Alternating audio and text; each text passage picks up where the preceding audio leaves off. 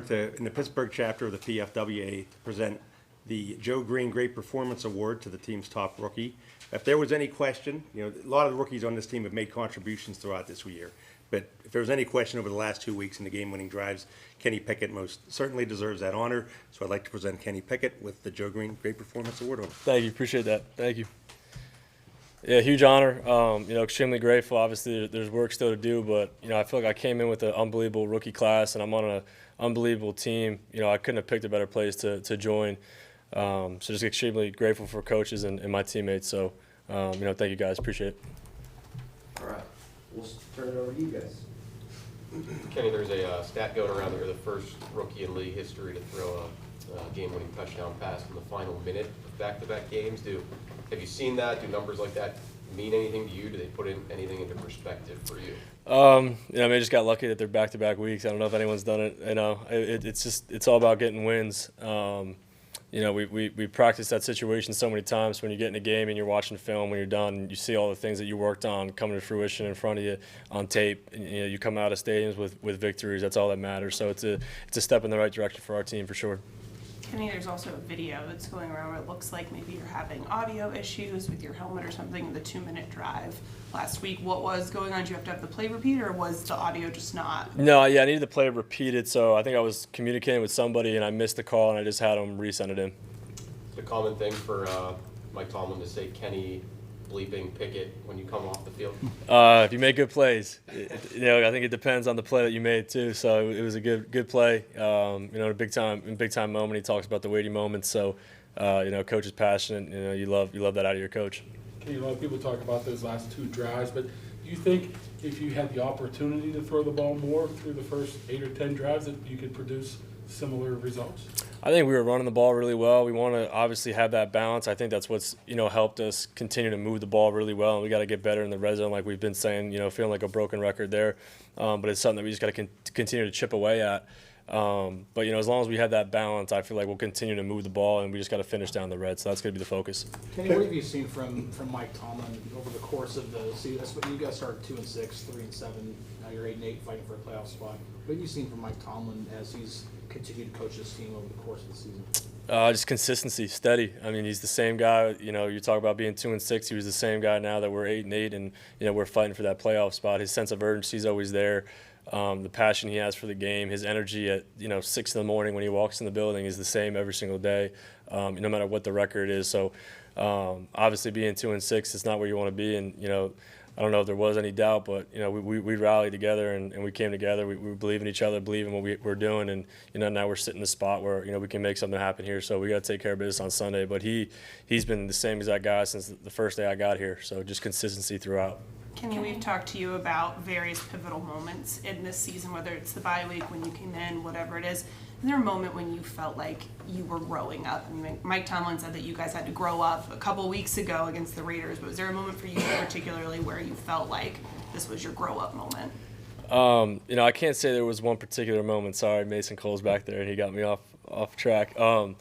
I can't say there was a specific moment, but I think just being consistent, I think that's what it's all about, being a professional. And, Coach Tomlin kind of leads the way with what I just said, but being that same guy every single week during a long season, I think that's kind of where you can see if you're growing up or not. So that's just kind of I want to be that guy, that these guys can rely on, and they know exactly what they're getting every day. So I'm going to continue to work on that. Kenny, you shared a few posts on social media. Can you just talk about your relationship with Demar? Yeah, it was I was watching the game with one of my really good friends who also played with Demar, at Pitt, and we just at first thought it was a concussion, and then obviously when it came back to commercials and stuff, it just seemed you could tell there was a little bit more sense of urgency, and it was really scary. He still is. But Demar, he's an unbelievable person, does so much for the community. A guy from Pittsburgh, stayed home, could have went anywhere he wanted to, stayed home, and we had a great run together, and he had an unbelievable career at Pitt, captains together in 2020. Just an all-around, great person, great family. His brother was always around the facility. So they're just like Pitt family, to all of us, and myself included. So thoughts and prayers are with him, and just trying to keep in touch with his family through Coach Narduzzi. I'm sure they're getting swamped with messages, but trying to stay up to date on how he's doing. And it seems like everything's going the right direction, and just hoping up for the best for him. Just want to get better. Kenny, when you decide to leave the pocket, is it always because of pressure, or do you have a little clock, or do you sometimes see something and decide just to vacate? No, I don't pre-play it. It's just kind of a feel thing. I feel like I have pressure, or you have that clock in your head where you got to your third progression. It's not there. It's time to go. The pocket collapses, fast at this level. So just want to continue to improve, getting the ball out of my hand, and when I'm extending, just keep my eyes downfield and try and find guys open. Did you get chased on the Najee touchdown, or did you just leave? Did you get chased down on the Najee touchdown? No, I should have stayed in the pocket a little bit more. I drifted too much on that. But once I felt, that end close, I just kind of shrugged and got out of it. And then just kept my eyes downfield. Najee did a great job of adjusting his route and getting in the end zone. So Kenny, that was it- pass and the one before to Freiermuth, you were rolling to your left and you threw. There was sort of tendency on you in college that people said when you were rolling left, you ran and you didn't throw. Was that something you kind of focused on, and how difficult is it to make those throws when you're running to your left like that? Yeah, no, I never thought I did that. I thought I just keep my eyes downfield no matter what side I go to. I feel like I'm a threat to throw. I feel like I'm athletic enough to get my hips around or throw off platform and kind of change arm angles. I think I've definitely done a better job of extending with speed and getting some more separation between myself and the guys that are chasing me, allowing me to keep my eyes down the field and find guys. So our receivers and tight ends do a great job of, improve. They've already improved on the scramble drill of separating and coming back to me or breaking downfield, whatever it may be to get open. But I think as a collective unit, we've done a really good job of improving in that area. Kenny, Was it difficult at all? You mentioned the rookie class you came in with. You said it's unbelievable. I know you still have goals to accomplish this year, but how excited are you with that group progressing forward and maybe forming like a nucleus here to build around in Pittsburgh?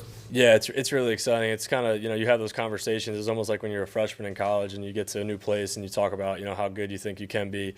I think, we had those conversations when we got here early, and, we think we can be something. That all sounds good. We have to put it together, but I think if we continue to work together, the future's bright for us. So I'm excited for what it holds. But, I think a lot of guys are really contributing in a big way this season, and, we're going to continue to do that this last week and see what happens.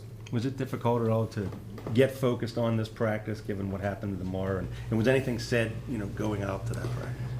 Yeah, it was talked about this morning in the meeting. It's it's extremely tough. You never when you sign up for this, you don't ever expect that to be a possibility. So obviously that kind of stuns you, especially when it hits close to home like that with Demar. But you got to focus up when the time comes to be at work, and then as soon as we're done, obviously checking in and getting as many updates as we can. So it's definitely a balancing act. Is that something that, I know you don't want to think about injuries or things like that, the risks that could happen, but how much of that is something that's in the back of your mind when you take the field that this, was a routine play and just a freak thing happened and it's having these serious consequences? Yeah, it's a tough deal. You can't play like that, because I think that's when even, bad things happen when you play tentative or you play, scared. You can't have that in the back of your mind. At the end of the day, it's just it's a sport that's physical, and you never know what could happen.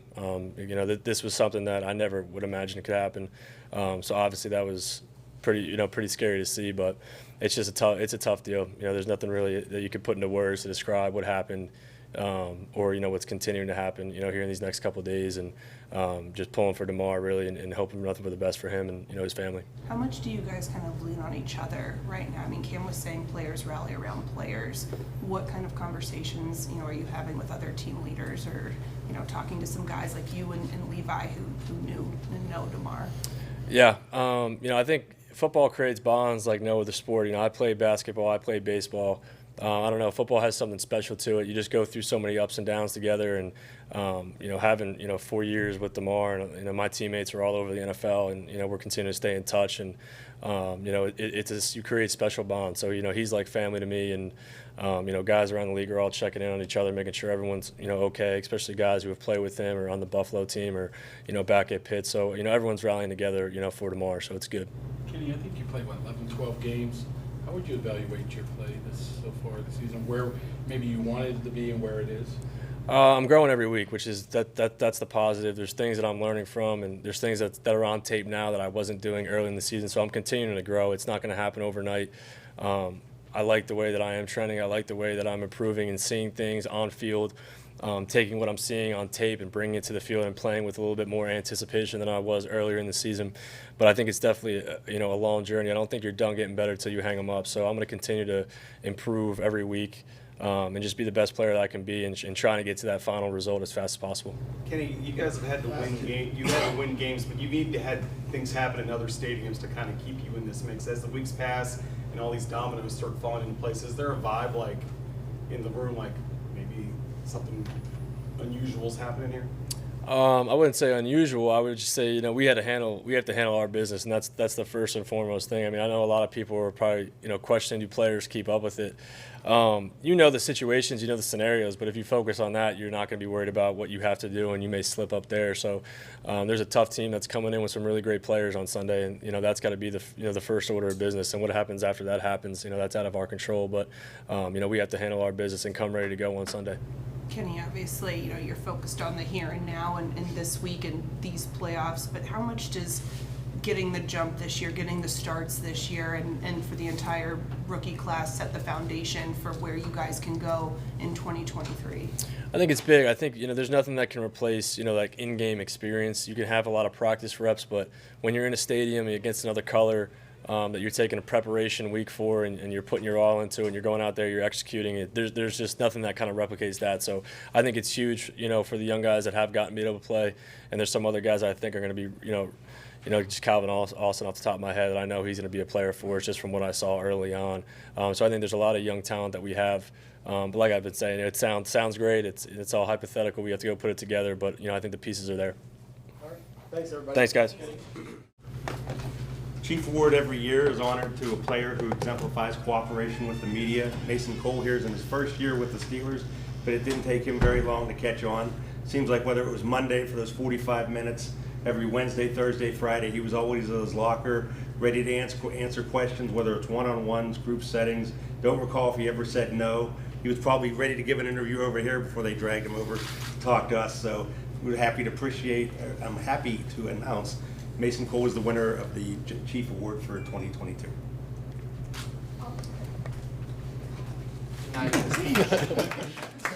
I wasn't prepared for a speech. Isn't that too late for us to take this back? Anything bad you want to say about all of this? No, not yet. We'll save that till once the season's over. No, you guys have been great. Good questions, hard questions. Everyone's been great. Is that something always instilled in you coming up, to just be there, be accountable? I don't know. I think it just, my time at Michigan probably got me prepared for it coming into the NFL.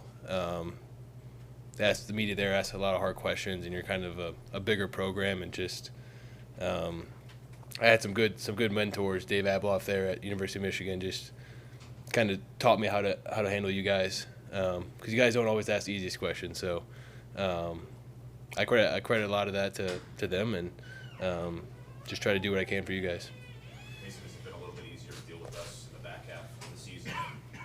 Yeah, for sure. You guys have performed here. For sure. It seems like the questions have gotten easier as the season's gone on. No, obviously, yeah, the first half of the season didn't go as we wanted, and it's your guys' jobs to ask the hard questions, and it's our jobs to answer it as best as we can. But as things go well, hope you guys ask the easy questions too. Looking back on it, Mason, internally, what was the level of concern coming out of the preseason for your group? Because I don't know if you paid any attention. You guys were not being highly thought of. Yeah, I don't think there was never a time of panic for us. Preseason is always interesting, right? Because teams handle it differently, teams prepare for it differently, and you just never know with preseason. You never know what you're going against, who you're going against. You don't prep for it a whole lot. But there was never panic in our room. Even through the ups and downs, especially early in the season, there was still never panic. We always knew the quality of guys we had in there. We had all the trust in Pat Meyer to get us going in the right direction, and he has. So we just kept putting our heads down, kept getting back to work, and finally things that started to go our way. And do you have a context for how well the group played against Baltimore? Was it the highest graded week, or any kind of metric you might use, or did it just feel like this is what we've been after all along? I don't know if there was a metric. It just, man, it felt good against that defense in Baltimore in prime time. rushed for 200 yards. The game-winning drive in the fourth quarter, just it felt good. It felt like things were coming together for us. Again, the running backs were running really well. Najee, you can't tip your hat enough to Najee, man. He's been unbelievable, especially in the second half of the season, just running hard. So credit to him, credit to Kenny for back-to-back fourth-quarter drives to win the game. It's pretty impressive for a young quarterback. You've had, other seasons under your belt, been on other teams. Can you recall a time when a bye week was as pivotal in a team's kind of development and the page kind of turning? It feels like you guys 2-6 before the bye, 6-2 after. How unique is that to have happened here? Yeah, this is my 5th year, and I've never had a bye week as productive as that. In my previous 4 years and a couple previous employers, it was a real light work week and more of a vacation. That wasn't necessarily the case here. We got some work done on the field and some work done in the meeting rooms too, and just it was productive, and it's what we needed, and I think we're seeing that, seeing the effects of that in the second half of the season. Mason, Kenny was talking about how there's excitement among the rookie class that these guys can be special together, given how much they've contributed so far. As a veteran, how much do you see that, and how much is the fact that you guys have been so much better as the season gone on kind of play into some optimism for those guys? Yeah, man, our rookies have been great. They haven't been perfect, but they've been great, and they've come to work every day. They're really coachable, which is important. When you have a coach like Mike Tomlin, it's good to be coachable because the stuff he says is so accurate and so prevalent in the game of football. So, rookie class, it's been cool to watch them grow. And if you would have asked me maybe week 3 or 4, maybe I would have said that. But as the season's gone on, it's just they've kept their nose to the grindstone and just gone to work. With that, in growing up, Mike Tomlin said, I think it was during the Raiders game, this is time for you guys to grow up. As someone who's seen Kenny Pickett, this whole season, was there a moment when you saw from him specifically, he's growing up, this is the moment that he's taking a step forward or a leap? I don't know if there was one particular moment. I just think Kenny's shown that confidence all year. In any situation we've been in, he's been calm, cool, collective. He's been confident. There's really just never been a doubt in him and the type of player he is, the type of leader he is. It's just, what Coach Tomlin said about growing up against the Raiders, I think it was just as an offense, right? We hadn't had a game where we needed that big drive in the game and done it. So for us to do that in that situation, the weather wasn't perfect. We hadn't played a perfect game. But when we needed it the most, we got it done. I think that was important for our offense and a lot of the young guys on our offense. Mason, you mentioned Pat Meyer. Just what stands out to you about his coaching style, and in what ways has he helped your unit come together over the course of the season? Man, Pat Meyer's been the rock for our room, man. He's been so solid, and on top of all the technique and schematics that he does, the leader he is for that room is pretty special, man. He just, like I said, there's been a lot of ups and downs, and we've had good games and bad games, but he understands this level of football in the National Football League and the things that go on and the schematics of it and the types of players we play against, and just instill confidence in us, and just still doing that. We're still learning every day for a moment. It's just been super impressive. I'm super thankful for Pat Meyer. I think everyone else in the room would say that too. Mason, Montravius said something to us maybe 2-3 weeks ago. He said, look, we all know that Coach T's never had a losing season. That's not something that I want on my resume. He was speaking for himself. But is there a sense among this group that understand? I understand that yes, the goal is to win the Super Bowl. The goal is also to be competitive every year. Is there an understanding that this is fans sort of roll their eyes about that? But what this team does every year shouldn't necessarily be taken for granted. That it is literally in it to the end of the year.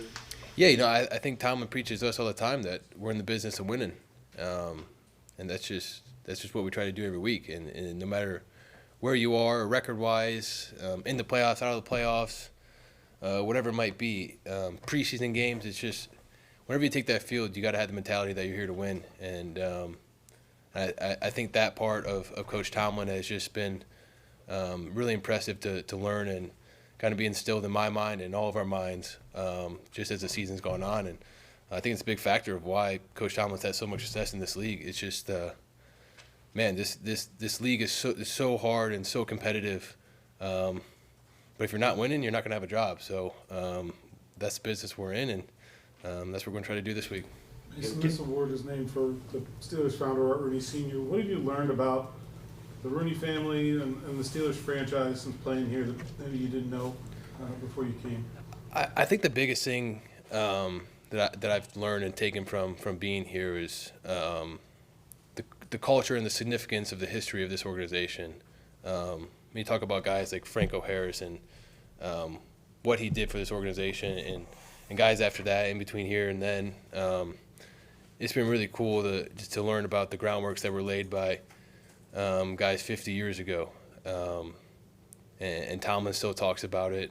Mr. Rooney talks about it. And it doesn't seem like that culture's changed in a long time. And I think that's something very special. And you can't say that about a lot of places in the NFL. And to play for this city is really, really special. And, man, I wish we had one more game this year. But we're still in it. And what a cool sports town this is to be in, and what a special place this is to be. What was it like to get out on the field today after what happened Monday night? Was it anything different, or you just put that in the back of your head and go? Yeah, man, it's horrible, right? It's just I think everyone in the NFL, everyone around the world is praying for Demar, and he's not one of our teammates, but he certainly feels like a brother to all of us. So it's horrible to see something like that. It's just